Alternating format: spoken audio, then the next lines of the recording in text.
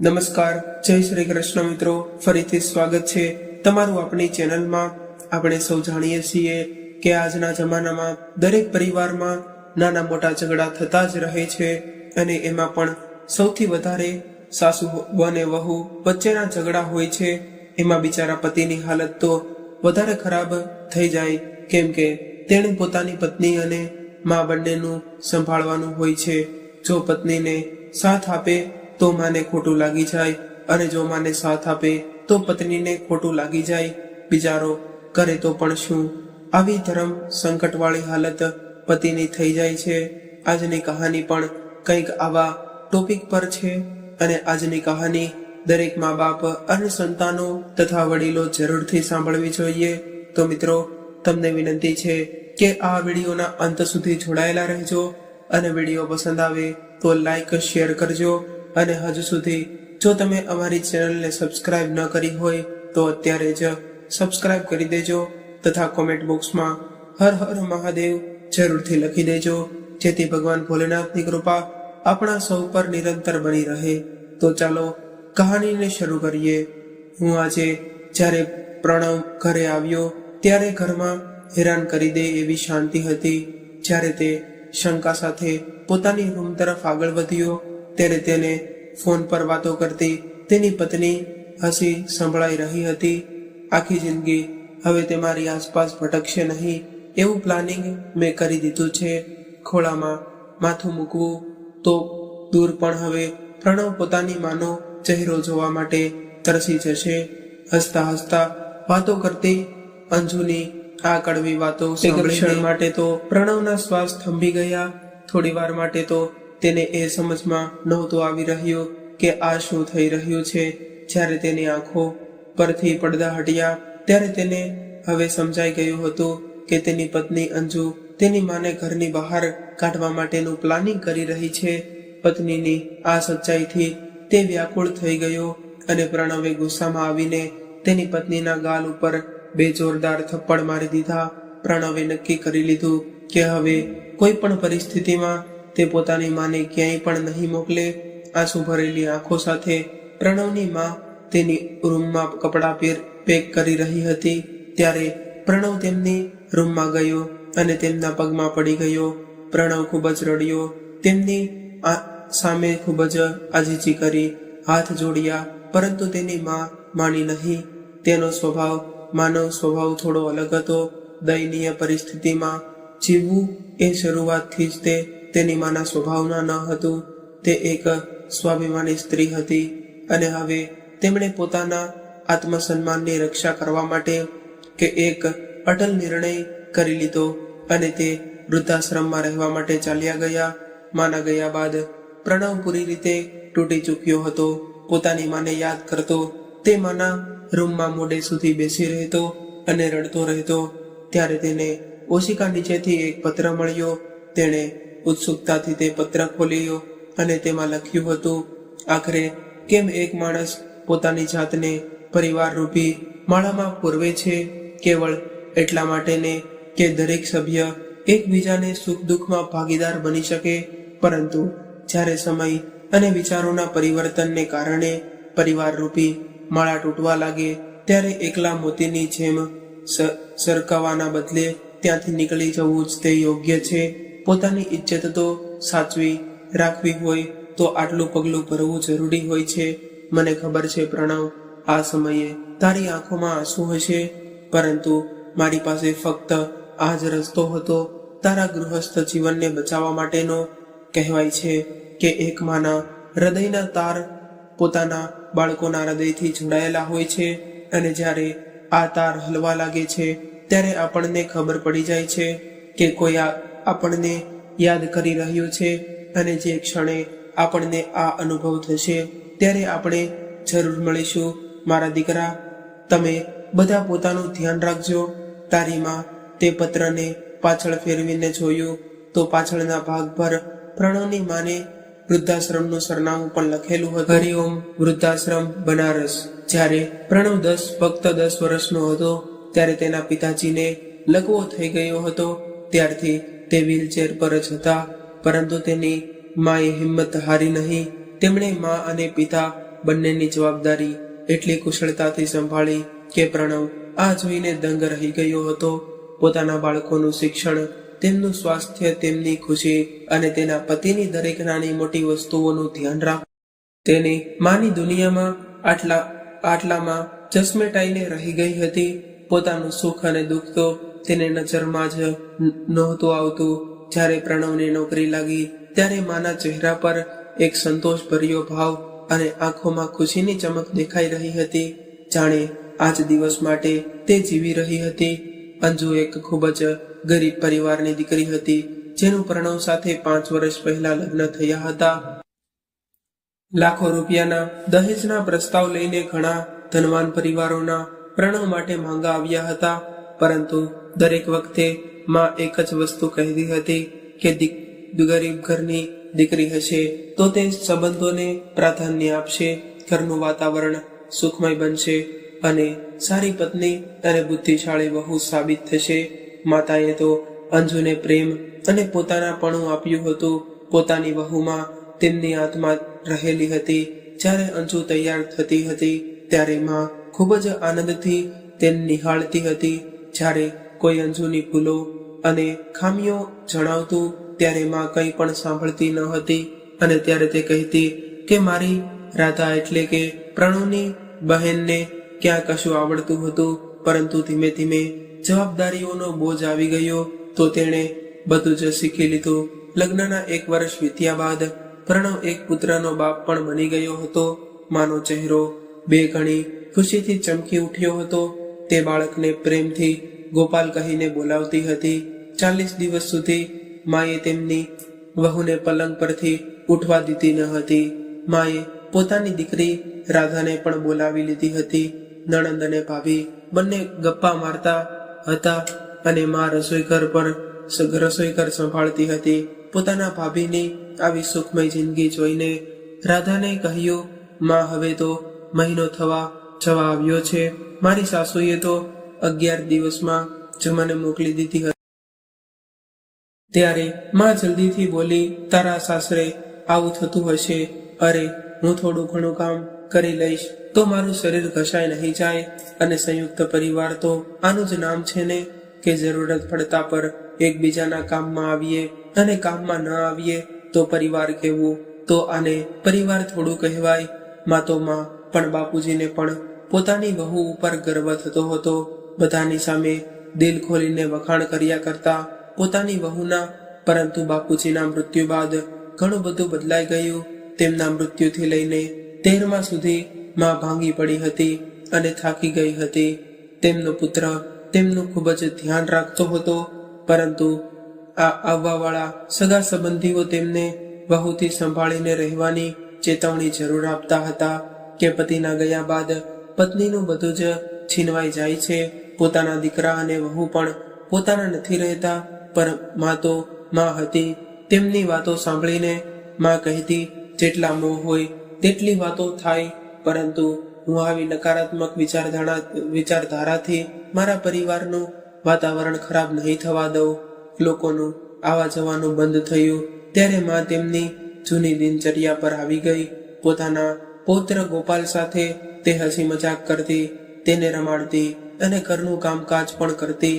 પરંતુ રાતના 9 વાગતા જતે પોતાના રૂમનો દરવાજો બંધ કરીને સૂઈ જતી. પ્રણવે સારી રીતે જાણતો હતો કે 12 વાગ્યે સુવાવાળી મારી માં ક્યારેય 9 વાગ્યે નહીં સૂતી હોય. એક રાત્રે જ્યારે પ્રણવે તેની માના રૂમની લાઇટ ચાલુ જોઈ ત્યારે પ્રણવ તેમની રૂમમાં ચાલ્યો ગયો.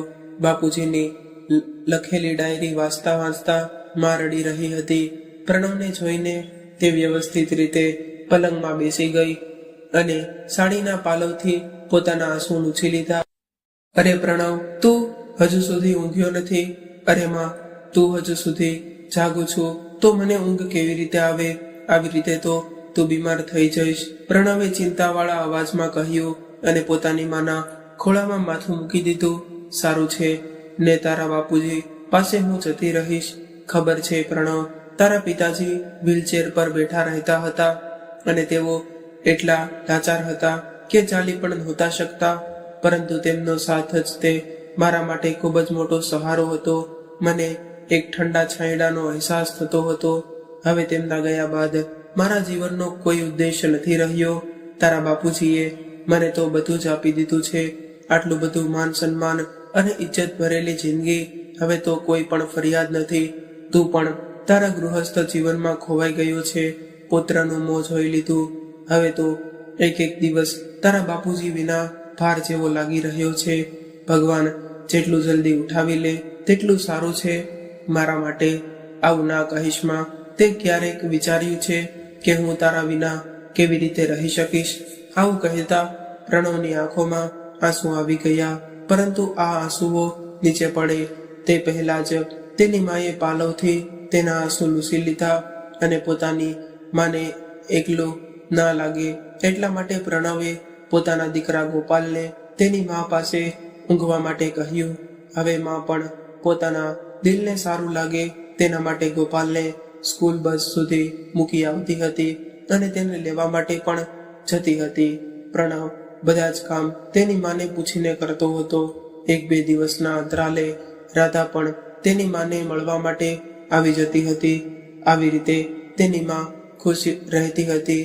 આવી રીતે ઘરનું વાતાવરણ બદલાવા લાગ્યું હતું. પરંતુ અંજુ પોતાની સાસુને આટલું બધું મહત્વ મળી રહ્યું છે તે જોઈને ખુશ નહોતી રહેતી. હવે અંજુને હંમેશા એવું લાગવા લાગ્યું છે કે તેના ઘરમાં હવે તેનું મહત્વ નથી રહ્યું. પોતાના પતિનો તેની સાસુ સાથેનો વધારે પડતો લગાવ તેને જરાય પણ પસંદ ન હતો આવી રહ્યો. અંજુ હંમેશા તેના પતિને કહેતી કે હવે તો તમને તમારી મા સિવાય બીજું કંઈ કશું પણ નજર નથી આવી રહ્યું. જ્યારે જુઓ ત્યારે પોતાની માનું રટણ કરતા રહો છો. અરે બીજા પણ લોકો આ ઘરમાં રહે છે. આ વાત પર પ્રણવ કહેતો, અંજુ તું સમજતી કેમ નથી? થોડા સમયની તો વાત છે. જેમ જેમ સમય પસાર થતો જશે તેમ તેમ માને પણ બાપુજી વગર રહેવાની આદત થઈ જશે. તને પણ ખબર છે કે એવો દીવો અને તેની વાટની જેમ માં અને બાપુજી રહેતા હતા. જરા એ તો વિચાર કે બાપુજીના ગયા પછી માં કેટલી બધી એકલી થઈ ગઈ છે. અરે પિતાજીનો તો મારા પર ગુજરી ગયા હતા જ્યારે તો 4 દિવસની ફક્ત ઔપચારિકતા નિભાવતી ને તમે પોતાના ઘરે આવી ગયા હતા. ત્યારે આ વાતો તમારા દિમાગમાં કેમ ન આવી? અને અહીં જુઓ બાપુજીના સ્વર્ગ સિધરિયાને 2 મહિનાથી ઉપરનો સમય થઈ ગયો છે અને હજુ સુધી તમે માને પોતાના માથા પર બેસાડીને રાખી છે. ઉપરથી તમારી બહેન પણ અલગથી ટપકી પડી છે. આ વાતો સાંભળીને પ્રણવને ખૂબ જ તે ગુસ્સો આવ્યો. પરંતુ ક્યાંય માં આ વાતો સાંભળી ન લે તે વિચારીને પ્રણવે તેને ચૂપ કરાવી દીધી. પરંતુ તેને એ નહોતી ખબર કે બાજુના રૂમમાં બેઠેલી માએ બધી જ વાત સાંભળી લીધી હતી. પોતાની વહુની આવી ઝેર ભરેલી કડવી વાતો સાંભળીને તેમના શરીરમાં જાણે આગ લાગી ગઈ હોય તેવું લાગી રહ્યું હતું અને તે વિચારવા લાગી કે સુહાગ તો મારો ઉજળી ગયો છે અને વિધવા તો હું થઈ ગઈ છું. ના મેં ક્યારેય કોઈની પાસે કશું માંગ્યું છે અને મને કોઈનાથી ફરિયાદ પણ નથી. મેં મારી વહુને તો મારી દીકરી કરતાં પણ વધારે પ્રેમ કર્યો છે. તો પછી કેવી રીતે તેની વહુના મનમાં તેમના માટે આટલી બધી કડવાહટ આવી ગઈ? કેમ તેને બધા જ પ્રશ્નોના મૂળમાં હું જ નજર આવી રહી છું. ત્યારબાદ માએ એક અગત્યનો નિર્ણય લીધો. હવે તે દરરોજ સાંજે સત્સંગમાં કરવા જતી રહેતી, થોડો સમય પ્રવચન સાંભળતી અને પાછા આવીને તેમની ઉંમરની સ્ત્રીઓ સાથે બેસીતી અને ફરી ઘરે પાછી આવતી જતી. પરંતુ સાંજે જ્યારે પ્રણવ તેની માના રૂમમાં જતો ત્યારે માને રૂમમાં ન જોઈને તે અંજુને પ્રશ્ન પૂછતો કે આ વાત પર પણ અંજુ ગુસ્સો કરીને બોલતી, મને શું ખબર છે ક્યાં જાય છે અને કોઈ કામ ધંધો તો છે નહીં, તો દરરોજ સાંજે ઉઠીને ફરવા માટે જતી રહે છે. એક સાંજે જ્યારે માં ઘરે પાછી આવી ત્યારે ઘર કુરુક્ષેત્રનું મેદાન બની ગયું હતું. પ્રણવ પોતાનું માથું પકડીને બેઠો હતો અને અંજુ ખૂબ જ જોરથી ચિલ્લાવી રહી હતી, આ ઘરમાં આવીને તો મારી કિસ્મત ફૂટી ગઈ છે. થોડા પૈસા મારા શોખ માટે પણ ખર્ચ કરવા માંગુ તો પણ મને નથી મળતા. દીકરાની જવાબદારી છે એટલા માટે નોકરી પણ નથી કરી શકતી. બીજા દિવસે માએ અંજુને પ્રેમથી સમજાવી, જો તારી ઈચ્છા છે તો તું નોકરી કરી લે, ગોપાલને હું સંભાળી લઈશ, 4 પૈસા ઘરમાં આવી જશે તો તું તારા શોખ પણ પૂરા કરી લેજે. ત્યારબાદ અંજુએ નોકરી શરૂ કરી દીધી. ઘરનું કામ અને બાળકોની દેખરેખમાં કરી લેતી હતી. થોડા સમય બાદ એક દિવસ માના હાથમાં એક કાગળ આપીને પ્રણવ બોલ્યો, માં, બાપુજીના વીમાના 5 લાખ રૂપિયા મળ્યા છે તો મેં તેની તમારા નામે ફિક્સ્ડ ડિપોઝિટ કરાવી દીધી છે, તેને તમે તમારી પાસે સંભાળીને રાખો. આ વાત પરમાં મેં કહ્યું, અરે બેટા, હું આટલા બધા પૈસાનું શું કરીશ, તું જ તે આ કાગળ તારી પાસે રાખી લે. ના માં, આ પૈસા તમારા છે, સુખ અને સુવિધામાં તમારા કામમાં આવશે, તમે રાખો. અંજુએ આ સાંભળ્યું તો તે પોતાનું માથું પછડાવા લાગી અને પ્રણવને આડા હાથે લેતા તે બોલી કે માં, રાજી ખુશીથી તમને પોતાની મરણ મૂડી સોંપી રહી હતી તો તમે કેમ ન લીધી, અને હવે તો તમારી માં આખી જિંદગી આ પૈસા ઉપર કુંડળી મારીને બેસી રહેશે. આ વાત સાંભળીને પ્રણવને ખૂબ જ ગુસ્સો આવી ગયો. બંનેના ઝઘડાઓનો અવાજ માને પોતાના રૂમમાં આવી રહ્યો હતો.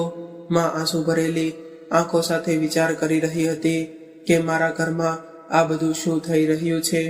હવે તો ઘરમાં એવી પરિસ્થિતિ થઈ ગઈ હતી કે અંજુ માએ કરેલા દરેક કામમાં ખામીઓ કાઢતી હતી અને નાની નાની વાતો ઉપર રીસાઈ જતી હતી અને ગુસ્સો પણ કરતી હતી. અંજુનો આવો વ્યવહાર દિવસે ને દિવસે બગડી રહ્યો હતો. બાપુજીના મૃત્યુને 1 વર્ષ થઈ ગયું હતું ત્યારે બ્રાહ્મણોને ભોજન જમાડવા માટેનું આયોજન કરવામાં આવ્યું. ઘરમાં ખૂબ જ તણાવ ભરેલી સ્થિતિમાં રહેવાના કારણે માના ઘૂંટણમાં દર્દ થવા લાગ્યો હતો. ત્યારે માં ખાટલો પથારીને તેમના ઘૂંટણોની માલિશ કરવા માટે બેસી ગઈ. બધું જ ભોજન અંજુને બનાવવાનું પડ્યું. જ્યારે ભોજન બનાવવા માટે માં કોઈ સલાહ આપતી ત્યારે અંજુ તેમને ખૂબ જ ઘોરીને જોતી હતી. એ સમયે તો અંજુ ચૂપ રહી હતી, પરંતુ બ્રાહ્મણોને ભોજન કરાવ્યા બાદ જ્યારે બધા લોકો જતા રહ્યા ત્યારે અંજુએ ખૂબ જ મોટો ઝઘડો ઊભો કરી દીધો કે હવે માં આ ઘર છોડીને વૃદ્ધાશ્રમમાં જતા રહેશે, નહીં તો હું આ ઘર છોડીને ચાલી જઈશ. હવે માં આ ઘરમાં રહેશે. માં એ વિચારવા લાગી કે જ્યારે પરિવારના લોકો જુદા સામાનને કચરો સમજીને ફેંકવા માટે તૈયાર થઈ જાય ત્યારે ભલાઈ એ જ વાતમાં છે કે તેને કોઈ સુરક્ષિત સ્થાન પર મૂકી દેવામાં આવે, કદાચ તે સામાન કોઈના કામમાં આવી જાય. આ વિચારીને માએ પોતાની જિંદગીનો સૌથી મોટો અને અગત્યનો નિર્ણય લઈ લીધો હતો. દીકરા, હવે તો મારી જિંદગી કેટલી બચી છે, તારા માટે તું તારું ગૃહસ્થ જીવન ખરાબ ના કરીશ.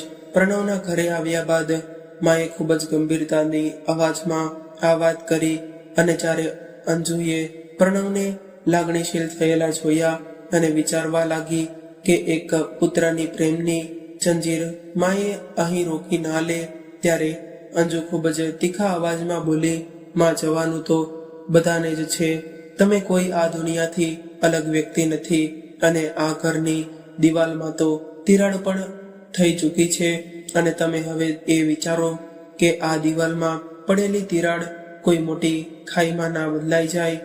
જો તમે તમારા દીકરાનું ગૃહસ્થ જીવન સહી સલામત જોવા માંગો છો તો અત્યારે તમે વૃદ્ધાશ્રમમાં જતા રહો. ત્યારે દરરોજ તિરસ્કાર અને ગુસ્સો કરતી અંજુ હંમેશા એ જ વિચારમાં રહેતી કે ક્યારે માં આ ઘર છોડીને જાય અને તેને સંપૂર્ણ સફળતા મળી જાય. અને આખરે તેની નાપાક કોશિશ સફળ થઈ ગઈ અને માં વૃદ્ધાશ્રમમાં ચાલી ગઈ. આજે માના ગયા બાદ પ્રણવ પોતાની માએ લખેલા પત્રને જે વાંચીને ખૂબ જ જોરથી રડવા લાગ્યો. ધીરે ધીરે 1 વર્ષ વીતી ગયું, પરંતુ આજે પણ પ્રણવ રોજ પોતાની માએ લખેલો પત્ર વાંચીને ખૂબ જ ઉદાસ અને લાગણીશીલ થઈ જતો હતો. જ્યારે પ્રણવ તે પત્ર વાંચતો ત્યારે તે પત્રમાં તેને વાત્સલ્ય ભરેલો અને કરચલીઓ વાળો પોતાનો માનો ચહેરો દેખાતો હતો, જેમાં એ તેને હંમેશા પ્રેમ આપ્યો હતો, જેમાં એ તેને 9 મહિના પોતાની કુખમાં રાખ્યો અને તેને એટલો બધો પ્રેમ આપ્યો હતો કે જેનાથી તે પોતાની જાતને ખૂબ જ નસીબદાર મહેસૂસ કરતો હતો. પત્રને વાંચતી વખતે ઘણીવાર તેના આંસુએ તે પત્રમાં જ પડી જતા હતા. હવે તો પત્રમાં લખેલા ઘણા બધા શબ્દો તેમાં પડેલા આંસુને કારણે આછા થઈ રહ્યા હતા અને ઉકલી પણ નહોતા રહ્યા. એક દિવસે સવારે જ્યારે પ્રણવ માએ લખેલો તે પત્ર ખોલીને બેઠો હતો ત્યારે તે પત્ર વાંચીને પ્રણવના મનમાં વિચારોનું પૂર આવી ગયું હોય તેવું લાગ્યું. અંજુ ચા લઈને અંદર આવી ત્યારે પ્રણવે ચા પીવાની ના પાડી દીધી. પ્રણવનો ભારે અવાજ સાંભળીને અંજુએ વિચારી લીધું કે હવે પ્રણવના હૃદયમાં રહેલી માં પ્રત્યેની ભાવનાઓ ફરી ઝાંકી ઉઠી છે. અંજુએ પ્રણવને કંઈક કહેવાનું શરૂ કર્યું, પરંતુ તેની વાત કાપતા પ્રણવે કહ્યું, હું માને મળવા માટે બનારસ જઈ રહ્યો છું.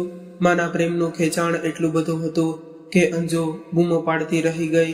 પરંતુ પ્રણવ જલ્દીથી તે માને મળવા માટે ઘરેથી નીકળી ગયો. ટ્રેનની સીટમાં બેઠેલા પ્રણવની સામે ફરીથી તે દ્રશ્ય જીવંત થઈ ગયું હતું કે જ્યારે અંજુએ તેની માને જેટલી બધી અપમાનિત કરી હતી કે જેના કારણે માં પોતાનો સામાન બાંધીને ઘર છોડીને જવા માટે મજબૂર થઈ ગઈ હતી. ધીરે ધીરે વીતી ગયેલા સમયની તે કડવી વાતો તેને યાદ આવી રહી હતી અને તેના હૃદયને જાણે ખૂબ જ મોટો ઘા લાગી ગયો હોય તેવું અનુભવ કરી રહ્યો હતો. વૃદ્ધાશ્રમથી 1 કલાક દૂર હતો. રસ્તામાં એક સ્ટેશન પર ઉતરીને તેને ચા પીવાનું મન થયું. વૃદ્ધાશ્રમમાં ખબર નહીં ચા મળશે કે કેમ, પરંતુ તેને ફરી તે વિચાર આવ્યો કે માં તો વારંવાર ચા પીતી હતી.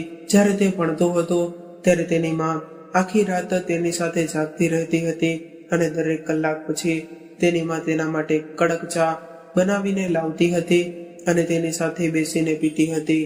જ્યાં સુધી પ્રણવ ઊંઘતો ન હતો ત્યાં સુધી માની આંખોમાં પણ ઊંઘ નહોતી આવતી.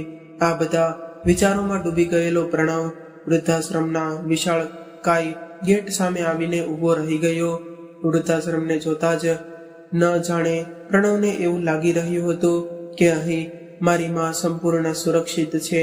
અંદર જઈને જોયું તો પ્રણવની માં પોતાના રૂમમાં બેસીને એક નાનકડા બાળકને ખૂબ જ પ્રેમથી રમાડી રહી હતી. પ્રણવને જોઈને તેની માની આંખો આંસુઓથી ભરાઈ ગઈ અને પ્રેમ ભરેલા અવાજમાં તે બોલી કે એટલો જ આવ્યો, મારી વહુ અંજુ ક્યાં છે, ગોપાલ ક્યાં છે? આવું કહીને માં એકાએક પોતાના આંખોના આંસુ સંતાડીને આમ તેમ જોવા લાગી. પ્રણવે તેની માનો હાથ પોતાની હાથ ઉપર લઈ લીધો. પછી માં બોલી કે તું વહુને નોકરી જવાથી રોકતો તો નથી ને? તું જાણે છે જ્યારે બાળકો પોતાના પગ પર ઊભા થઈ જાય છે ત્યારે એક સ્ત્રીને એકલાપણાનો અહેસાસ થવા લાગે છે, પોતાનું જીવન નિરર્થક લાગવા લાગે છે. આવું કહેતા માં એકદમ ભાવુક થઈ ગઈ અને પોતાના હૃદયમાં રહેલા દર્દને સંતાડવા માટે એક હલકું સ્મિત તેના ચહેરા પર દેખાવા લાગ્યું અને પછી પોતાના દીકરાનું ધ્યાન તેમના આંસુઓ તરફ ન જાય એ કોશિશ કરતા માં બોલવા લાગી, અરે તું અહીં શું ખાઈશ? બોલ પેડા કે લાડુ ખાઈશ? માં પાછું વળીને કબાટમાંથી ડબ્બા કાઢવા લાગી અને માં તને આ બધું લાવીને કોણ આપે છે? પ્રણવે ઉત્સુકતાથી પૂછ્યું. ત્યારે માં બોલી, બીજું કોણ લાવી આપે? ચોકીદારને 20 કે 50 રૂપિયા આપીને હું મંગાવી લઉં છું. અહીં વૃદ્ધાશ્રમની પાછળ જ અનાથાશ્રમ આવેલો છે. ગોપાલ, જેના ઘણા બધા બાળકો મળવા માટે આવે છે અને કંઈ પણ માંગવા માટે આવે છે. સાચું કહું તો મને તેમની સાથે એટલો બધો લગાવ થઈ ગયો છે કે દરેક બાળકમાં મને મારો ગોપાલ જ નજર આવે છે. તેમને હું ગોપાલને ખવડાવી રહી છું. આ વાત કરતા કરતા માએ લાડુ તેની સામે ધર્યા.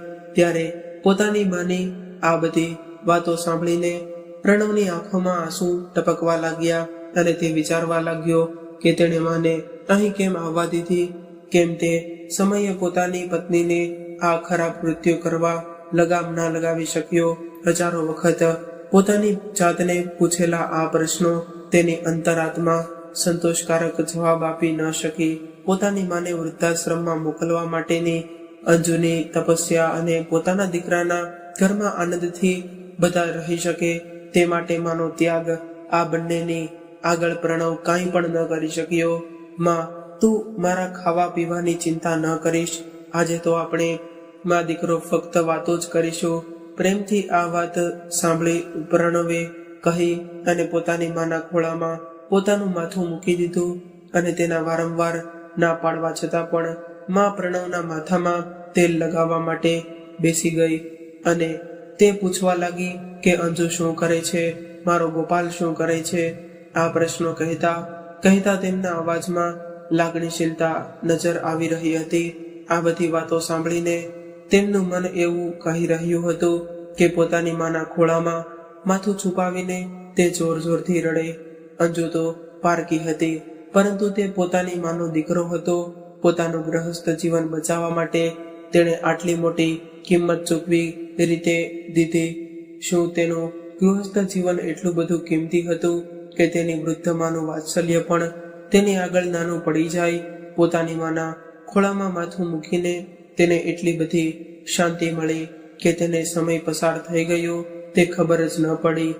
થોડી વાર પછી ઘડિયાળ જોઈ તો તે તરત જ ઊભો થઈ ગયો અને ભારે મન સાથે બોલ્યો, ભલે માં, હવે હું જાઉં છું.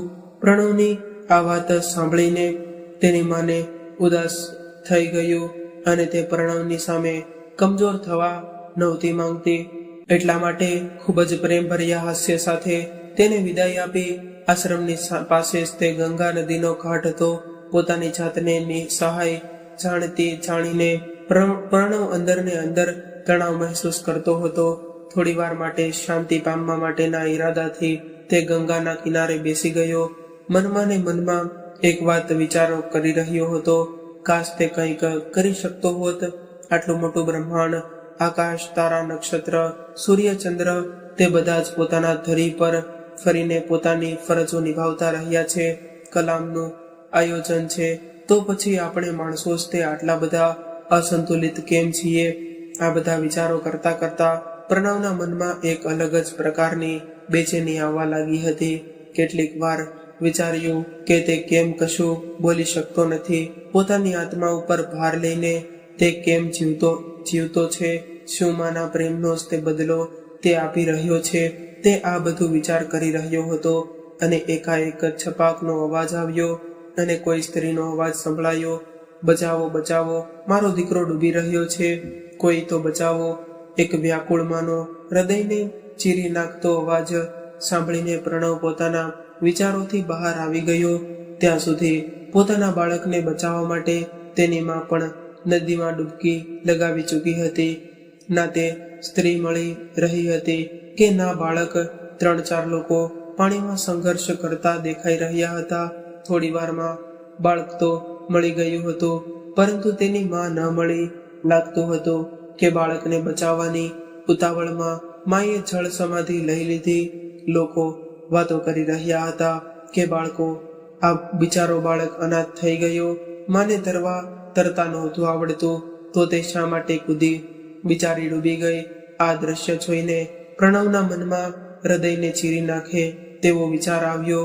કદાચ હું ડૂબી રહ્યો હોત તો મારી માં પણ આવું જ કરતી, પરંતુ હું એક કાયરની જેમ મારી પત્નીના હાથોથી કઠપૂતળી બનીને રહી ગયો, કેવલ એટલા માટે કે ઘરની શાંતિ ભંગ ન થાય. ધિક્કાર છે મારા પર. વડીલ અને વૃદ્ધ લોકો તો ઘરનો પાયો હોય છે. પાયા વગર શું ક્યારેય ઘર ટકી શકે છે? એક ક્ષણ માટે તેણે નિર્ણય કરી લીધો કે હવે જે પણ થયું હોય તે થઈ જાય, પરંતુ તે પોતાના ઘરને ફરીથી પહેલા જેવું બનાવી દેશે, જેમાં પોતાની માનું એક નિર્દોષ હાસ્ય ગુંજતું હતું. હવે તો તેણે નક્કી કરી લીધું કે હવે પોતાના ઘરને પાયાથી મજબૂત બનાવશે. ત્યારબાદ તેનું ઘર ગમે તેવા વાવાઝોડાને પણ સહન કરી લેશે.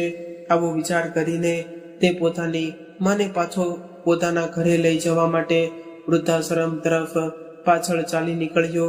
જ્યારે તે આશ્રમમાં પોતાની માના રૂમ તરફ આગળ વધ્યો તો સામે દ્રશ્ય જોઈને તેના પગ નીચેથી જમીન સરકી ગઈ. અંજુ તેની માના ચરણોમાં બેઠી હતી અને રડતા રડતા તે બોલી રહી હતી, માં, પ્રણવને તો મેં ખૂબ જ વિનંતી કરી હતી કે એકવાર મારે માને મળવું છે, પરંતુ તે માન્યા જ નહીં. તે માનતા પણ કેવી રીતે? મારા ખરાબ વ્યવહારને કારણે જ તે તો તમારે બેઘર થવું પડ્યું હતું. મેં હરકત પણ એવી જ કરી હતી. મારા પ્રત્યે તેમનો વિશ્વાસ એવો તૂટી ગયો કે જેને હું આજ સુધી પાછો ન મેળવી શકી. સાચું કહું તો માં, મારો એ ખરાબ વ્યવહાર મને તો મુકામ પર હવે લઈ આવ્યો છે કે જ્યાં રૂપિયા, પૈસા અને આરામદાયક જિંદગી હોવા છતાં પણ ઘર ખાલી લાગી રહ્યું છે. તમે જ્યારે ઘરે રહેતા હતા ત્યારે હું નિશ્ચિત થઈને નોકરી કરી જતી હતી. પાછી આવતી હતી તો બધું જ જમવાનું તૈયાર મળી જતું હતું. અહંકારની અગ્નિમાં રાખ થઈ ગયેલી હું એ પણ ન જાણી શકી કે આનંદ અને ખુશી ગોપાલને તમારી સાથે રહેવાથી મળતી હતી તે મોંઘા રમકડા ક્યાં મળવાની હતી? પ્રણવના ઘરેથી નીકળ્યા પછી મારા મનમાં એક પ્રશ્ન ઊભો થયો કે શું માતાના હૃદયની મક્કમ કોમળ લાગણીઓ સ્નેહથી, જ્યોતિથી ઓગાળી શકાય નહીં? માં, આજે હું મારી જાતને રોકી ન શકી. પોતાની સામે અપરાધી બનેલી અંજુની વાતોની સચ્ચાઈ જાણ્યા પછી માની આંખો પણ આંસુથી ભરાઈ ગઈ અને આંસુની ધારા અવિરત વહેવા લાગી. આંસુ અને વહુ એકબીજાની સામે સ્નેહ ભરેલી નજરોથી જોતા લાગવા લાગ્યા અને બીજી બાજુ પ્રણવ તે બંને વચ્ચે થયેલી વાતોને સાંભળીને જોર જોરથી રડવા લાગ્યો. પ્રણવ, તું પાછો આવી ગયો? પોતાના આંસુ લૂછતા માં બોલી, માં, હું તો જઈ રહ્યો હતો, પરંતુ મારું દિલ માન્યું નહીં. તો મેં નક્કી કરી લીધું કે આજે હું તમને ઘરે લીધા વગર નહીં જાઉં. ચાલ અંજુ, માનો સામાન પેક કરી દે, પ્રણવે કહ્યું. ત્યારે માએ બંનેને પોતાના ગળે લગાવી દીધા. આ દ્રશ્ય જોતા જ તેમની આસપાસ ભેગા થયેલા વૃદ્ધાશ્રમના ઘણા બધા લોકોની આંખોમાંથી આંસુ વહી રહ્યા હતા અને અચાનક જ આશ્રમનો આખો હોલ તાળીઓના નાદથી ગુંજવા લાગ્યો. મિત્રો, માતા પિતા પોતાની બધી જ ખુશીઓ ત્યાગ કરીને પોતાના બાળકોનું પાલન પોષણ કરે છે અને હંમેશા તેમના માટે ચિંતિત રહે છે. માતા પિતાનો તો ભગવાનથી પણ મોટા હોય છે અને પોતાના અંતિમ શ્વાસ સુધી પોતાના બાળકોની સંભાળ રાખે છે. ત્યારે બાળકોની પણ ફરજ બને છે કે તેઓ પોતાના મા બાપની સેવા કરે અને તેમને યોગ્ય માન સન્માન આપે. મિત્રો, કોઈકે સાચું જ કહ્યું છે કે માં મંદિર છે અને માં જ મસ્જિદ છે, માં પૂજા છે અને માં જ ભગવાન છે. તો પછી બાળકો કેમ બની જાય છે સ્વાર્થી?